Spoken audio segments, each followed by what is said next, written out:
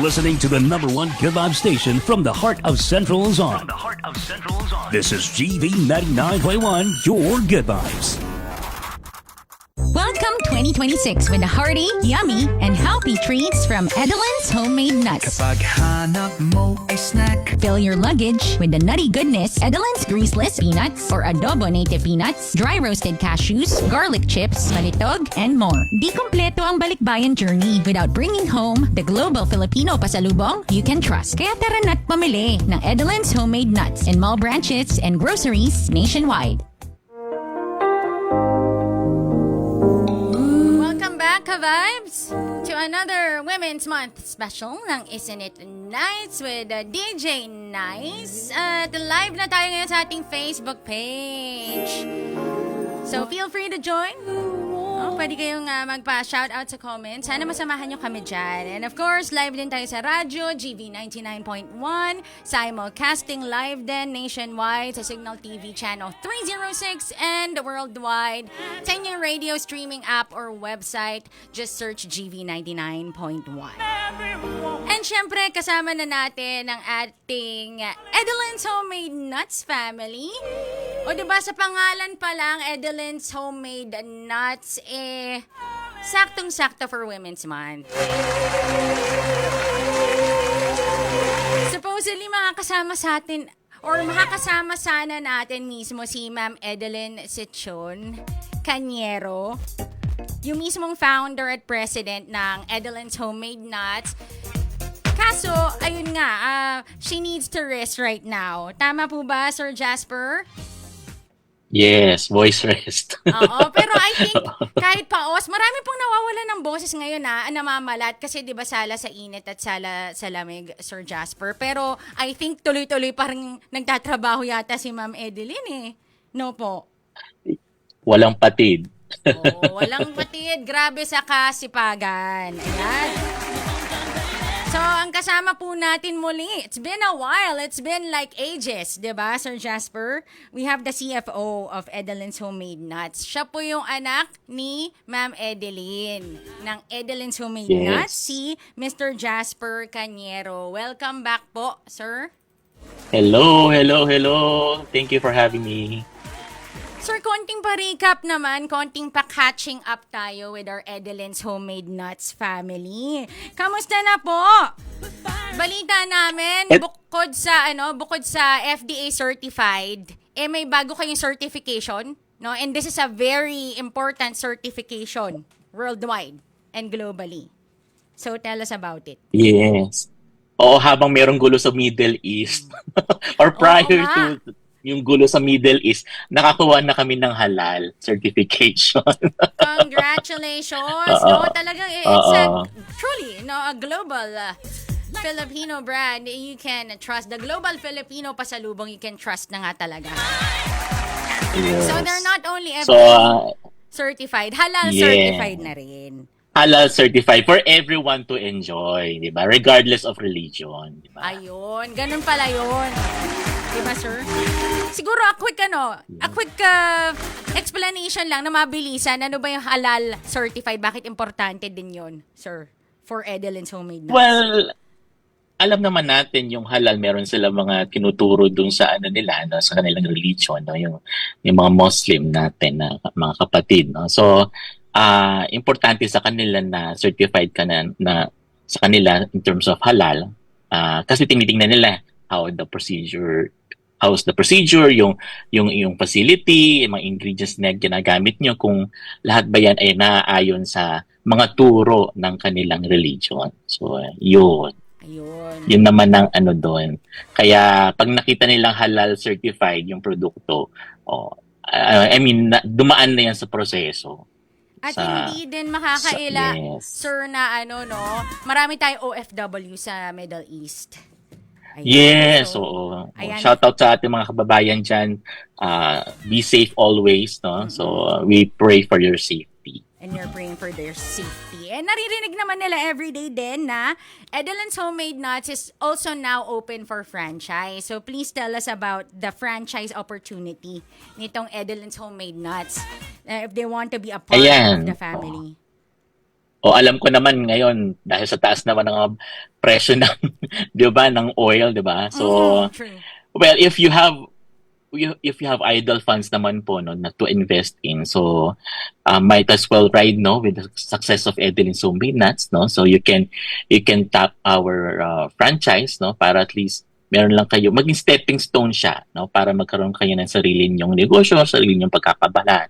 So yun, why not? So for as low as 380,000 makakapagputap ka na ng franchise ng Edeline Zombie Nuts. Ayun na nga. Especially if you have like savings, bukod sa emergency fund mo, baka may extra savings ka Yeah, to so join the business. baka At gusto least, hindi na sila magsa-start from oo. scratch. Di ba po? So, Correct, hindi na sila magsa-start from zero. At least yung mga training, yan, i-impart namin sa kanila, yung mga nalalaman namin para maging successful yung business venture nila. oo. And Okay, what do they tutulungan need to namin do? sila all the way. Diba? What do they need to do to inquire about this, sir? Magme-message lang po ba dun sa page? Magme-message sila sa aming Facebook account. Okay? And then from there, we're gonna communicate with them yung procedure para at least, if they want Mm-mm. us, then we can do so. How exciting.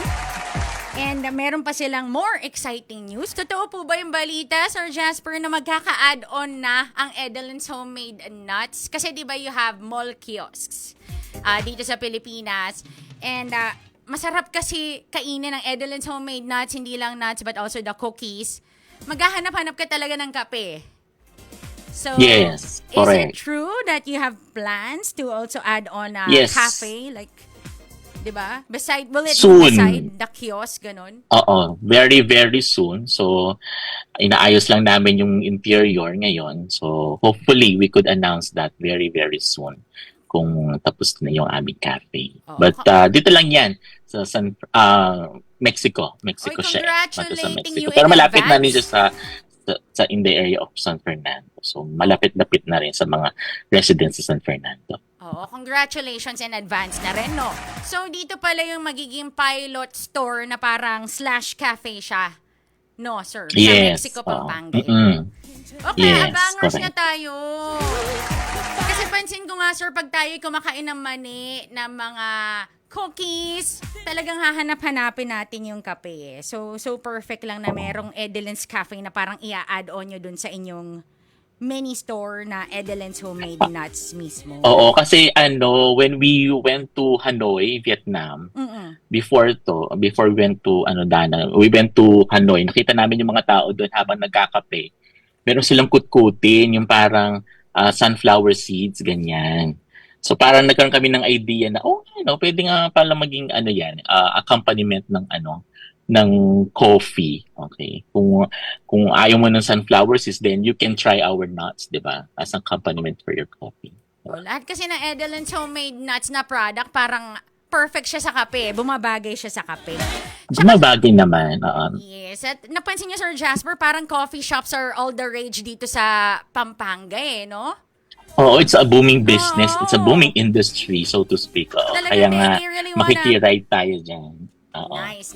And congratulations na rin in advance. Kasi parang nauuso na rin yun na, pwede na pala tayong tumambay-tambay din sa Edeline's Homemade Nuts. Correct. Oo. Correct. And do you At have free Wi-Fi. and free Wi-Fi. Wow! Yes! Ngayon pa lang na-excite na kami. Also, Sir Jasper, meron pa ba kayong ongoing contest ngayon? May chance ba kami manalo ng Edeline's Homemade Nuts? Oo, meron kami ngayon na pinost sa Facebook page namin. So, you can have mga prizes, no? Basta itatag nyo lang yung Edeline's Homemade Nuts sa Facebook page. So, you can do some TikTok video, you can do some, shout out about our products, ganyan. So, do testimonials. Tapos, pipili kami ng mga 10 lucky winners of products of Edeline's Homemade. Ano pang inaantay natin mga ka-vibes? All we need to do is to follow the page ng Edeline's Homemade Nuts. Tapos hahanapin namin yung post na yon, no, sir? Yung namimigay sa'yo. Yes. Tas they'll Yes. have or they'll be picking 10 lucky winners of Edelin's Homemade Yes. Nuts, vouchers, or products. Ayan. Kaya sa mga Yes. hindi pa naka-follow sa page, pwedeng-pwede kayo sumali Follow sa na. contest. Since Okay. we're doing updates right now, it's been a while talaga since we last got to talk on air live. Do you have any advocacies? No, you've been in the business 22 years na, 'di ba? Yes, more than. Correct. Nagfeelingerang Taylor Swift 22 tayo. So, we're kinda curious kasi recently, talagang nakita ko siya dun sa mismong page nung university. And it's one of the top universities, top 2, no? Actually, if you're gonna do your research, Among the it's one of- top 3, yeah. Yeah, and minsan nga, there was a time na itong state university natin, lagi yun yung top 1. I mean, yung university na yun, minsan nagka-top 2. Marami kasi akong kilala, sir, na gusto maging, parang dream university din nila yun eh. Kumbaga, so it's a prestigious university. So can you tell us about it? I think we can mention it once naman. Oo. Kung saan itong in-establish yung parang foundation. It's not a foundation, it's a scholarship fund, no? Intended for a deserving student from the Ateneo de Manila University where I graduated din doon. So as a scholar naman. So ito, giving back na to, no, to the educational institution that paved the way to where I am now today. So yun yung parang paying it forward na rin kasi nga alam naman natin na marami tayong mga narinig dyan ng mga issue about corruption, di ba? So, paano nakakapanginaya yung mga pondo, no? Yung mga pera na yun. Sana man lang na-divert na sa mga scholarship, di ba? Tama. Para at least makatulong tayo, di ba? Doon sa mga well-deserved naman ng mga, academically speaking, matataas naman yung grades, di ba? They kaso financially challenged, pero yun nga, sayang, di ba? Pero ito nga, it's our way of giving back to the community. And ito nga, we have established a scholarship. And, That is so nice to know, Yun. Sir Jasper, and congratulations to our deserving Atenean scholar na. Ayan. Okay, so dito na tayo sa nice to ask natin na Wednesday, who ang iyong woman leader, no? A woman leader you look up to, hinahangaan mo at sang larangan siyang mahusay. Yan. Siyempre, isa lang yung tamang sagot. Siyempre, lalayo pa ba tayo? Siyempre, ang aking mom, si Edeline Sichon Cañero. So, siyempre, idol ko yan eh. In terms of kasipagan, in terms of strategy, yan, diskarte sa buhay, yan, idol ko siya. So, kaya, yun, without her, talagang, wala naman itong negosyo na to kasi nga, siya talagang nag-isip, diba, nagtiyaga para lumaki itong negosyo na to. So, nandito kami mga anak niya para ipagpatuloy yung nasimulan niya. Diba? Si Ma'am Edeline Sichon Cañero po, yung founder, tsaka po yung president nitong Edeline's Homemade Yes. Nuts. Siguro, Sir Jasper, yung mabilisan na backstory para medyo ma-inspire naman tayo. Lalo na, ito yung ating pa-last entry for Women's Month sa Isn't It Nice? Paano kasi ito nagsimula, Sir Jasper, si Ma'am Edeline? Ano pong ginawa niya? Okay. Way before 2003, nag-ano siya real estate agent. And then habang nag-aalok siya ng mga properties to sell. So nag-sideline business siya. So meron siya mga dala-dala mga different delicacies from Pampanga. In particular, meron siya mga binibentang mga naka-jar na mga mani. Ayan. Tapos among the products na yun na kanya binibenta, super in demand itong mga peanut products. So, ngayon, sabi niya sa supplier, kung hindi mo ma-serve yung requirement ko, naisip nila ni Daddy na mag-concoct na lang ng sariling recipe for that. Kasi nga, yung supplier hindi na nami-meet yung requirement ni Mommy. So, nagsarili na lang sila. Tapos, yun na, from there, nagkaroon na ng established following si Mommy. So, kaya, yun. Until now, nandito pa rin ang Edeline's Homemade Nuts. So, yun. Ayun. Ayan. So, congratulations po uli. And to all the women tuned in right now, may that be an inspiration. Kasi if Ma'am Edeline can do it, then so can we, diba? Nag-start rin naman siya sa paglalako eh. No? And correct. later on, siguro mahahanap din natin yung niche natin, kumbaga, yung pinaka-linya natin. Kung ano yung forte natin. And nagkataon, itong nuts, yung forte ni Ma'am Edeline. Hanggang sa siya na mismo yung gumagawa, no? No, sir? Siya na mismo yung... Yes, the manufacturer. Yeah, yes. nagma-manufacture nung nuts nila. And they ensure the quality nitong mga products na ito. Ano kasi yung mga best sellers nyo, Sir Jasper? And baka gusto nyong ipakita sa ating Zoom Live, no? We're on Facebook Live, Ka-Vibes, yung inyong mga best sellers and yung mga ibang products na hindi pa natin na showcase the last time ng Edeline's. Ayan, siya. Oo. So magka-Holy Week naman, so bakasyon na naman. So I'm sure magkakaroon ng mga reunion. Siyempre may mga balikbayan din tayo na darating. So don't forget, pampasalubong po ninyo ha, ang mga kutkutin from Edeline's Homemade Nuts. We have Grizzless Peanuts. Ayan. We have dry roasted cashew nuts. No? And then we have garlic balitog. Okay. And then we also have itong adobo native peanuts. There. It's And adobo. then, kung gusto nyo ng halo-halong saya, ayan, may mixed nuts kami. Di ba? Oo. Ayan. Lalo So, ito yung Yes. bago naming produkto mo, DJ Nine. Oh. Yeah. Lalo na Holy Week is right around the corner. And feeling ko lang, Sir Jasper, kahit papano, magkakaroon yung maraming mga Pinoy na pamilya na mga salo-salo at konting pa-outing-outing kahit dito lang sa tabi-tabi. So, Correct. ito talaga yung perfect na summer baon and summer snacks natin. Yes. Siyempre sa mga Katoliko, di ba, abstinence, di ba? So, Ay, oh. ito, Adobo. di ba, pwede na, di ba, pang-comply sa ating True. sa That's ating adobo. Catholic faith, di ba? Oo, that's So this adobo. one is pakwan seed. Ayan. Kung gusto niyo ng talagang kutkut, ayan, pwede. So tapos meron kami din mga products in pouches, ayan. Parte sa mga balikbayan natin. So mag-fit sa mga luggages nila.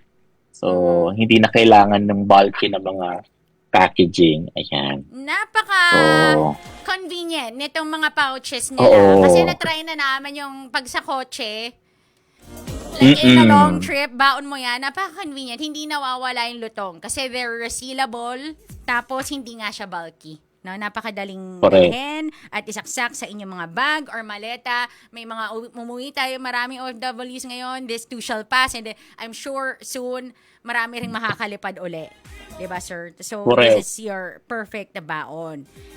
So, is there anything else you'd like to add regarding the franchise opportunity, yung inyong upcoming cafe, and upcoming events? Kasi diba, you also have more events planned for Edeline's Homemade Nuts, sir?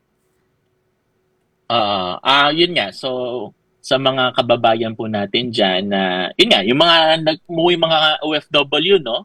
So, kung meron naman kayo na ipon, di ba, at gusto nyong magsimula uli in the form of a business, you can message us na we'll be willing to help you po start a business with Edeline's Homemade Nuts. So, kung nangihinayang kayo sa trabaho nyo sa Middle East, siyempre wala tayong magagawa dyan. So, force majeure. So, pero ngayon, nasa Pilipinas kayo, you need to, kailangan yung hanap buhay, then we can help you through the franchise of Edeline's Homemade Nuts.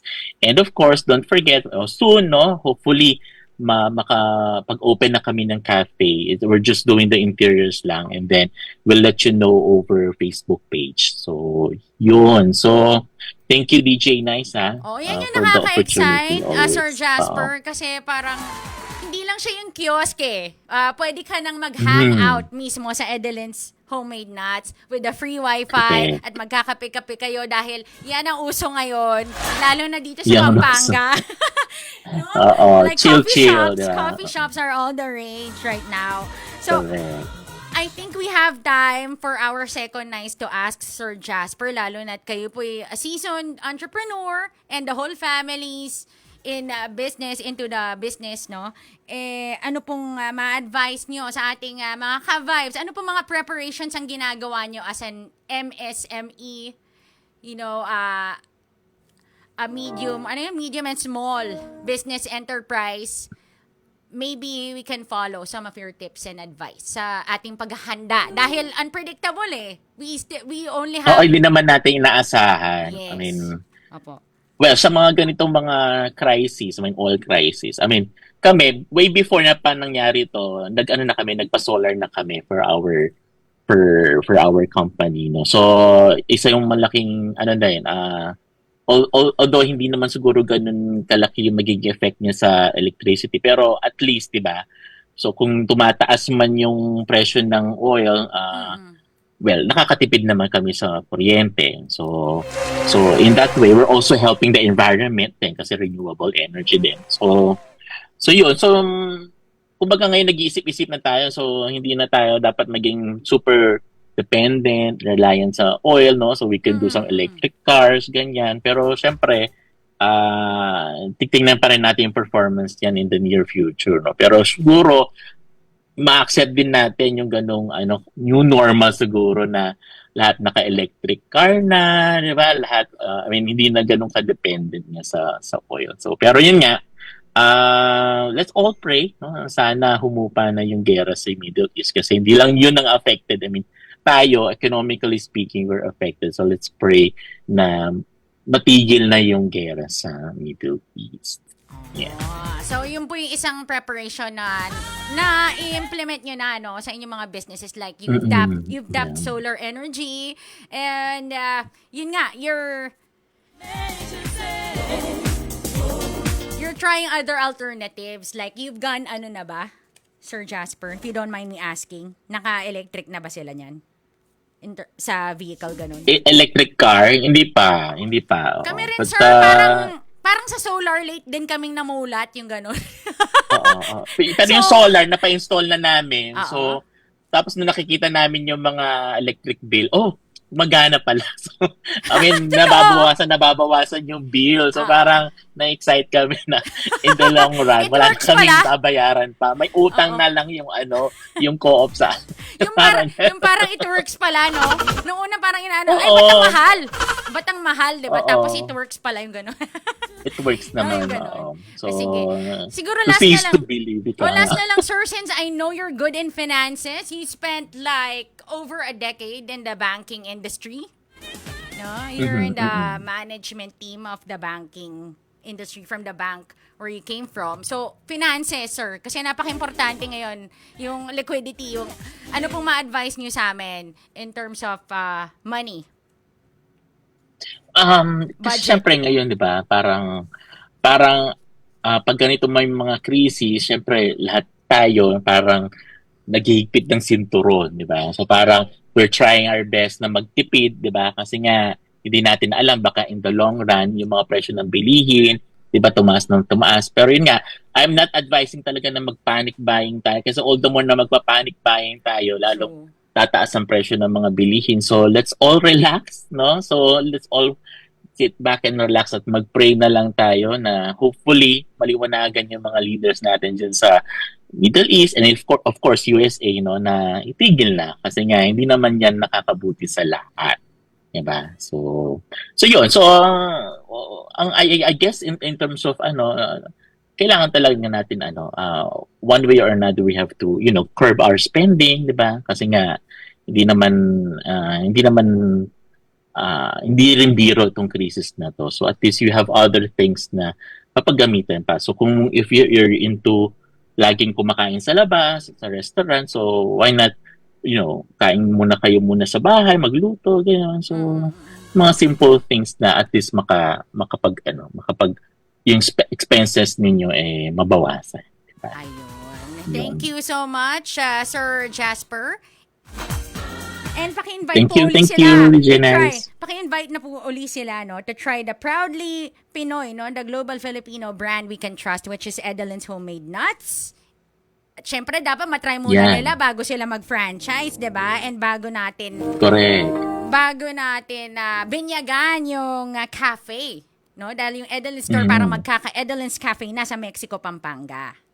Yes, oo. Ayun, so don't forget sa ating mga kababayan dyan, no, na gusto nyong mag-franchise ng Edeline Homemade Nuts, kailangan nyo muna syempre tikman, di ba? So available yan yung ating mga produkto sa mga mall branches. So we have SM Pampanga, SM Telebastagan, SM Clark, and then we also have in Robinson Star Mills Pampanga, Jumbo General Apalit, so SM Bataan, yon. So widely available naman po ang aming mga produkto. So if you're ready na to have a business, let us know. So mag-message lang po kayo sa aming Facebook page. So we're happy to help po.